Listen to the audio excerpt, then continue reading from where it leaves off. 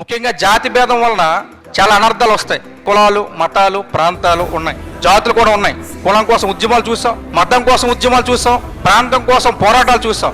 కానీ ఇక్కడ పక్షి నేను నా జాతిని రక్షించుకుంటాను, మనిషి ఎలా పోతే నాకేంటి అని భేదాన్ని ఇక్కడ జటాయువు చూపించలేదు.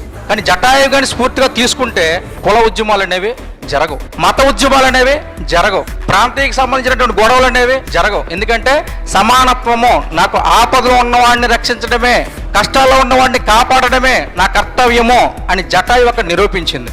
కనుక ఏ కులస్తుడైనా కష్టాలు ఉన్నాడంటే ఆదుకోవాలి, అదే మానవత్వం. ఆ మానవత్వాన్ని మనకి జటాయువు అనేది చూపించింది. అందుకే మానవత్వానికి ప్రతీక జటాయువు అని నా అభిప్రాయం.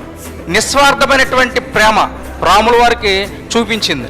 అంటే ఏం ఆశించలేదు, కనుక ఇన్ని చేసింది కాబట్టి రాముల వారు తండ్రికి అంత్యక్రియలు చేయలేనటువంటి బాధ ఎంత పడుతున్నాడో తన తండ్రి స్నేహితుడైనటువంటి జటాయువుకి అంత్యక్రియలు చేసి, ఆ అంత్యక్రియలు కూడా మన ప్రాంతంలో, మన తెలుగు నేలలో లేపాక్షి అనే ప్రదేశంలో అంత్యక్రియలు చేయడం జరిగింది.